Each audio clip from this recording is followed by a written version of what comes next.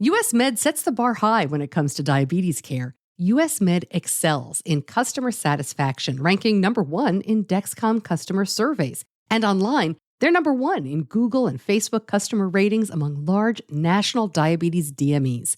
With over 1 million satisfied diabetes customers since 1996, they've perfected the art of delivering better service and better care. From insulin pumps to diabetes testing supplies and the latest CGMs like Freestyle Libre 2 and the Dexcom G6, they've got you covered. Plus, they accept Medicare nationwide and collaborate with over 800 private insurers. US Med, your trusted partner in diabetes care. Your health, satisfaction, and peace of mind are their priority. Visit usmed.com/Stacey. That's usmed.com/STACEY. Today on Diabetes Connections Type 2, talking about any possible complications from diabetes can be scary, and most of us only think of kidney issues in the worst possible way, transplant, dialysis.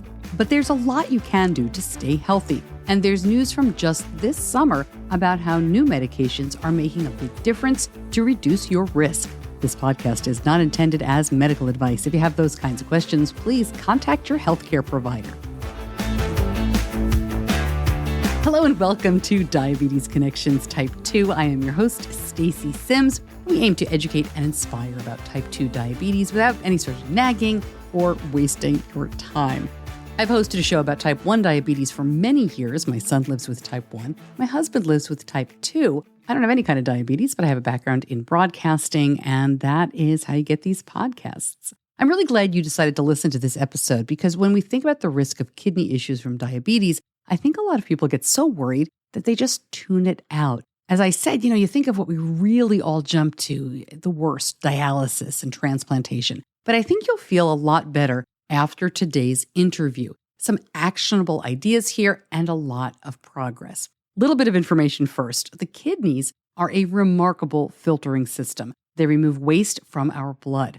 And here's how that works. When our bodies digest protein, the process creates waste products, right? In the kidneys, millions of tiny blood vessels, capillaries, with even tinier holes in them act as filters. And as blood flows through the blood vessels, small molecules such as waste products squeeze through the holes, and they just become part of your urine. You just pee those out. Useful substances like protein and red blood cells are too big to pass through the holes in the filter, and they stay in your blood. So when you think about most of the detox diet stuff you hear about, it's a bunch of baloney. Your kidneys and your liver do a great job of this filtering detox process. But unfortunately, this filtering system sometimes breaks down. Failing kidneys lose their ability to filter out waste products, and that is how you get kidney disease. So my guest this week to talk about all of this are Dr. Bob Gabbay. He is the Chief Scientific and Medical Officer of the American Diabetes Association. He says to call him Dr. Bob, so you will hear me do that. And Dr. Jeff Giullian. He is the Chief Medical Officer of DaVita. DaVita is a leading provider of kidney care in the U.S., and Dr. Giullian is focused on providing holistic, integrated care to address clinical and psychosocial needs of patients. We're going to talk about information you can bring to your doctor, what you can do to lower your risk today of developing kidney disease. And of course, I feel like we can't have a conversation on the show without bringing up GLP-1 medications like Ozempic and Mounjaro. Very important new study, and you'll hear about it right after this. Dr. Bob Gabbay, Dr. Jeff Giullian, welcome to Diabetes Connections Type 2. It's really great to have you here. I'm really excited about this conversation. Thanks for joining me. Thank you. Thanks, Stacey. It's great to be here. Dr. Bob, let me just start with you. When people with type 2 diabetes hear words like chronic kidney disease, this is so scary. This is the kind of thing that you almost don't want to talk about because it just sounds so overwhelming. Can you start us off just by talking about the relationship, chronic kidney disease, type 2 diabetes, and why it's better to know? Yeah, it very much is better to know. And that's something I think we'll delve into during the podcast. And the reason it's so important to know is that there's so much you can do to prevent it from being a problem. And really, in this day and age, I would almost say it should be the rare person with diabetes that develop chronic kidney disease. That said, right now, about a third of people with diabetes, with type 2 diabetes, have some form of kidney disease related to their diabetes. And so we have a lot of work to do. And the good news is there are incredible numbers of tools and treatments and strategies that people can use to ensure they don't develop any significant kidney problems. And Jeff, let me bring it over to you. We have a lot to talk about in terms of some of the things he mentioned in terms of prevention and tools, but just start us off kind of high level, if you wouldn't mind. When we're talking about kidney disease and type 2 diabetes, what's the relationship? Well, Stacy, first off, you got to admit, hearing the word kidney disease just sounds scary. And so let's start off with, what does that mean? Kidney disease just means that somebody's kidneys are not filtering the blood as well as they could. And that might mean that it's a minor issue. It might mean that it's a moderate issue, or it could mean for some people that it's a really big issue. And there are several causes of kidney disease or the kidneys not working well, but diabetes is absolutely the most common one. And so what we're trying to do is get the word out that if we can do a great job taking care of diabetes early and knowing those risk factors, then people don't have to worry nearly as much about developing kidney issues. It may seem really obvious, but when we say diabetes can lead to kidney issues, we're talking about high blood sugar over a long period of time. That's exactly what we're talking about. Over time, it damages the really fragile small blood vessels in the kidneys that serve as the filters, truly filtering the blood and getting rid of the bad stuff and keeping the good stuff in. And those filters get damaged over time because of high blood sugar. Dr. Bob, the ADA standards of care in diabetes updates every couple of years. We had ADA scientific sessions recently where a lot of announcements came through with research. What's changed in terms of, what we're talking about today? What's changed for kidney health? Well, first, there are always new recommendations and evolving science around kidney disease and diabetes. I think at the recent scientific sessions, the sort of largest meeting in diabetes that shares the latest clinical findings and research studies, are more ways to prevent kidney disease, and particularly for people that have kidney disease, preventing it from getting worse. I think one of the things to add to Jeff's comments are that if you lose some kidney function, you can be totally fine. And first of all, not have any symptoms, so you wouldn't know, but you could be totally healthy. It's really about stopping it from getting any worse. And that's where we have a number of new treatments that can prevent kidney disease from progressing to get any worse. Can you share any of those? Yeah, I'll share that one of the big presentations at scientific sessions was a study called the FLOW trial. And what they did is they looked at this class of drugs called GLP-1 medications. They're the popular medicines that people are familiar in terms of weight loss, Ozempic and Wegovy and those kinds of treatments. So it turns out not only are they helpful for weight, not only are they helpful for cardiovascular disease, but they tested whether they could help with people with kidney disease to prevent that progression. And the study was so effective that they had to stop the study early because it wasn't ethical to continue the study with not giving people these medications because it was really beneficial. It's really exciting, all of the new medications and the new science that we're seeing come to fruition. So we've had some medicines for a number of years. We call those the ACE inhibitors and ARBs, and they are the foundation of taking care of people who have diabetes and kidney issues. But they really, truly only helped the kidney. They didn't necessarily help the diabetes. And now there are classes of medications, a class called the SGLT2 inhibitors, and then, as Dr. Bob just mentioned, the GLP-1 agonists that can both help reduce blood sugar and improve heart health and improve kidney health. So this is really an exciting time to be a cardiologist, a nephrologist, an endocrinologist, the doctors that really think about these things on a daily basis. This is getting into the weeds, and if you can't answer this, it's fine. But I'm always curious, when they say they stop a study like that, how long did it go before they stopped it? How long do you have to see that something is effective? Are we talking months or years? In the case of the FLOW study, patients were on the medicine for several years, and it was going to go longer, but they were able to see benefits in the heart and benefits across the board early. And so they were able to stop that trial early. We could probably do a whole show on clinical trials and how they work and that kind of stuff. That would be really interesting because it's fascinating to hear that kind of thing. Lots of people who listen to this podcast are already taking GLP-1s and those types of medications. Is it worth a conversation with their doctor about kidney health for that specifically? There's nothing that they should do right now to change any kind of dosing or I mean, that's a talk to your doctor type question. I don't think there's a need to be on any specific dose of GLP-1. It's really what's most effective for their glucose and their weight, although higher doses might be more beneficial. I think they should feel comforted to know that if they're already on a GLP-1, that there's now clearly an added benefit to continue on that medication because it's also protecting their kidneys. Is it routine? And pardon my ignorance, is it routine at type 2 checkups to talk about kidney health? Well, that's one of the reasons that Dr. Bob and I are here, because we're getting the message out that it should be routine. As people speak with their primary care physicians, their family practice physicians, we want this to become something that is routine and that patients are not only getting their blood checked on a regular basis for their diabetes, but getting their blood checked and their urine checked intermittently to determine whether or not that diabetes is having an effect on their kidneys. And it turns out that when we look at whether people get those screening tests, unfortunately, many people are not getting those early screening tests. And the reason that's so critically important is first, we said there's a lot you can do early in the course of the disease to prevent it from getting worse. And early in the course of disease, there's no way anybody would know that they had the problem without doing these screening tests, blood tests and urine tests. So it's really important to do those tests. And that's why we want to raise awareness for people living with diabetes, their loved ones, and also for the healthcare professionals that are listening. All right. So, Jeff, let me ask you this question. I hear the podcast. I have type 2 diabetes. I don't have any symptoms. I go to my doctor. How do I make the case? What am I asking for?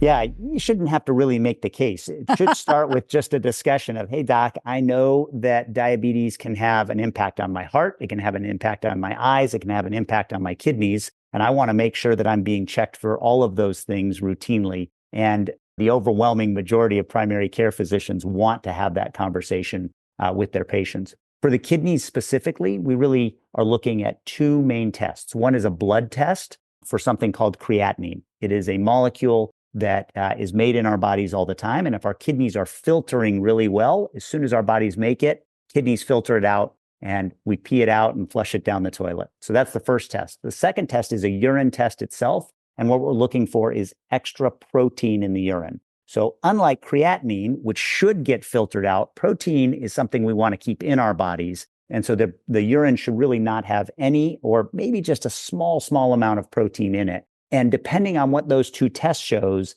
that would then help your primary care physician determine whether or not it might be wise to have a kidney specialist take a look at you as well. And how often should you be getting those tests? It depends a little bit on what the screening test is showing, but for most people, we would like them to be screened on an annual basis. Dr. Bob, let me ask you, we started this conversation by saying how scary it is to talk about this, how when people do think about type 2 diabetes, quite often their first thought is an older relative who's already been on kidney dialysis. And they don't want to, sometimes, and this is not unique to type 2 diabetes, sometimes we just don't want to ask because we're afraid what the answer will be. You talk to people day in and day out with diabetes. What works? Well, one of the important pieces is for people to understand, and through programs like this is one of the ways that we can reach out to people, along with a number of resources on the American Diabetes Association website, diabetes.org. I think it's really an example of an ounce of prevention is worth a pound of cure, that old adage. Catching it early can make such a difference. And largely, as I said, in most cases, one can stop it from getting any worse or really dramatically change the course of whether people will be affected by kidney disease. But none of that's possible if the screening, at least yearly, happens. And so that's really the starting point. Get that screening done. Nothing to be fearful of because there are treatments that can be instituted to prevent it from getting to be a big problem. Jeff, tell me about DaVita and also how you all are working with the ADA. Absolutely. So DaVita is a large kidney organization. Our mission is to empower patients to live their best tomorrow so that we can improve health across the board, especially for those living with early kidney disease or more chronic advanced kidney disease. And we've made a partnership with the American Diabetes Association that I'm really, really excited about. We've partnered to deliver comprehensive and really solid support for people that have prediabetes or have diabetes and have kidney disease. So we've got online kidney disease education resources. We call that Living with Diabetes for Kidney Care. We jointly came up with a diabetes and kidney friendly cookbook, and we created this with dietitians from our organization and dietitians from the ADA as well. We're offering no-cost kidney health classes that are open to anybody in the community, where we explain the importance of taking care of diabetes, taking care of high blood pressure, and what all of that means in terms of risk factors for keeping your kidneys healthy. We've done a bunch of joint community engagement work together. Dr. Bob and I have done some social media together just to really get the word out. And then earlier this year, our two organizations actually announced that we're going to expand our collaboration. We want to turbocharge the ability to let people know about the importance of diabetes care and kidney care. Bob, was there anything you wanted to add to that? Yeah, I would just say it's been a great partnership. We're excited to continue to work together. And really, this is all about knowledge is power. And we need to spread that knowledge to people living with diabetes so that no one has to end up with severe kidney disease.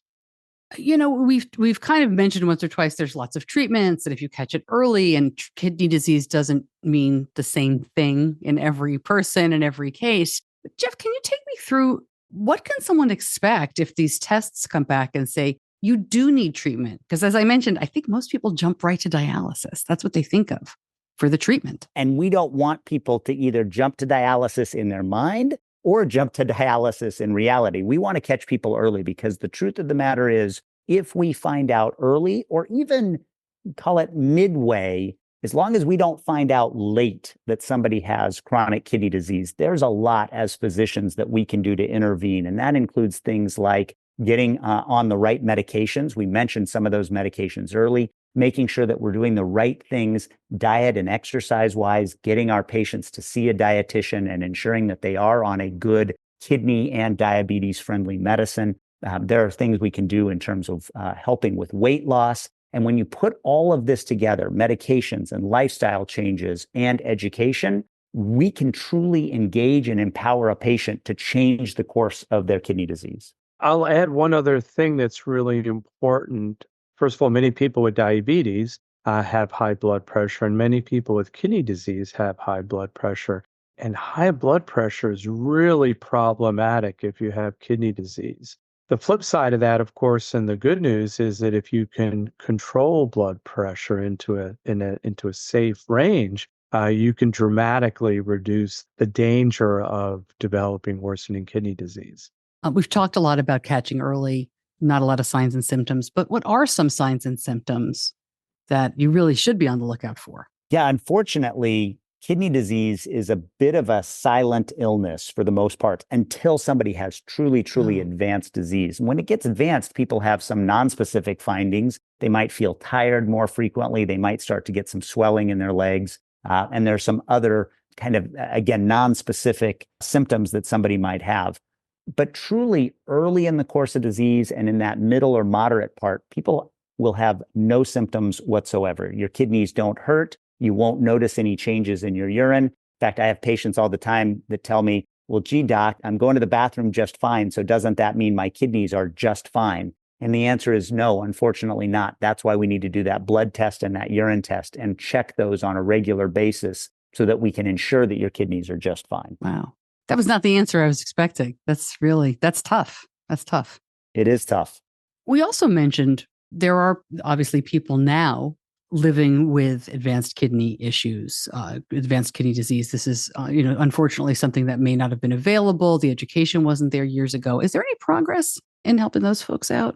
There is progress. The number one thing that we can do if somebody truly has very advanced chronic kidney disease is get them in to see a kidney transplant specialist and make sure that they're healthy enough to be able to receive a kidney transplant, because that is the best possible treatment if we have to go down that route. And so we want to do that early. So somebody whose kidneys are functioning below about 20% of normal actually qualifies to get on the list for a kidney transplant. That's our number one option. And the way we help patients do that is with lots of education. We get patients into a program we call Kidney Smart, and we talk to them about what they need to do, both to improve their diabetes and their high blood pressure so that we can at least slow down the rate at which their kidneys are declining, and then to help them with the next step, which could be a kidney transplant. Or unfortunately, for some patients, it is the need to start dialysis. And if so, we want to make sure that that transition is as easy and as healthy as possible. Bob, let me ask you, I know the American Diabetes Association is very concerned about access and education for all communities. Can you talk a little bit about that? I mean, it's really tough for most people with type 2 to see a doctor to begin with, to get into a knowledgeable GP. There's just not enough endocrinologists out there. I guess I just give you the floor to kind of talk about efforts to make sure this is accessible. Yeah, it really is a big issue and an area that the American Diabetes Association has really been leaning in with. And in particular, we know that there are populations that are more likely to develop kidney disease, particularly people of color. And when they develop kidney disease, tend to do much worse. And often those are the same groups of individuals that are less likely to get the screening tests that we talked about that can catch people early, less likely to have access to the treatments that can prevent things from getting worse. So we've been doing a lot of advocacy in this realm to ensure access, that really where you live, the color of your skin, how much your income is should have no impact on whether you develop severe kidney disease. Let's talk then about community screening. It seems like such a difficult task. Jeff, let me ask you, how are you all doing that? Well, as Dr. Bob mentioned, we know that if somebody's seeing a primary care doctor regularly, they're probably getting this screening. We hope that they're getting this screening. And we know that there's a whole subset of people, especially persons of color, who are not always seeing a primary care physician on a regular basis. And so we've partnered with community groups like the YMCA to do screenings in communities where we know that those screenings can have the most impact. We have a health tour bus that goes from community to community and sets up at community events where we can test people for diabetes, high blood pressure, high cholesterol, and of course, test them for kidney disease as well, and then get them plugged into the system if they need to be. And as I mentioned earlier, we do free community education that we call Kidney Smart for people living with kidney disease or for their loved ones or for people who just want more information about kidney disease. And we're excited to share that in all of the communities that we serve. I always like to ask Dr. Giullian, what got you into this specialty? Was there something about this type of medicine that really just fascinated you early on? Or, I always like to ask, why this specialty? I don't know what you're implying, Stacy. Doesn't every 5-year-old grow up and say, I want to be a nephrologist? I mean, I just assumed people say, I want to be a fireman, a policeman, or a nephrologist. The truth of the matter is, I got excited about it very, very early in my intern year. So I had just graduated medical school. I was doing an internship in general internal medicine. And the first rotation I did was a nephrology rotation. I got to do it with a nephrologist who I just absolutely thought hung the moon. I still do to this day. It's been well over 20 years. And I thought, I want to grow up to be him as a doctor. And it wouldn't have mattered if he would have been a cardiologist, a gastroenterologist, a podiatrist. I would have wanted to be him. And it just so happens that he was a nephrologist. And so I think of him as somebody who really guided me into this specialty. And I couldn't be happier to be able to care for this group of patients. That's fabulous. It's amazing, right? How one individual can really steer us. You never know. You never know. That's really great. Before I let you go, what does success look like here? Is it somebody goes through this community screening, finds this early, and it's resolved? Is this the kind of thing you kind of have to keep treating for a long time and stay on top of? Yeah, it's the latter. So success for me is somebody who identifies early that they are at risk for kidney disease and does the right things, seeing the right doctors, changing their lifestyle, following the right diet, and being on the right medications if needed, so that they never become my patient. To me, that is the ultimate success. And if I could add, I think, frankly, success is that dialysis machines are in museums as a thing that we used in the past. and that nobody reaches that point of kidney disease. And I think that's achievable. I mean, we have the treatments now and the early screening that it's not so far off to imagine that as a possibility. Dr. Bob Gabbay, Dr. Jeff Giullian, thank you so much for joining me. I really appreciate your time. And Jeff, go enjoy the Olympics. That's fantastic. I will. Thanks so much, Stacy. Thanks, Dr. Bob. Thank you. Thanks. Thank you both. More information about everything we talked about, go to diabetes-connections.com and click on the Type 2 show. I'm going to link up more information from DaVita and from the American Diabetes Association. So if you missed anything, you can bring that to your doctor and continue the conversation. Thanks as always to my editor, John Buchanan from Audio Editing Solutions. And thank you so much for listening. I'm Stacy Sims. I'll see you back here soon. Until then, be kind to yourself. Diabetes Connections is a production of Stacy Sims Media. All rights reserved, all wrongs avenged.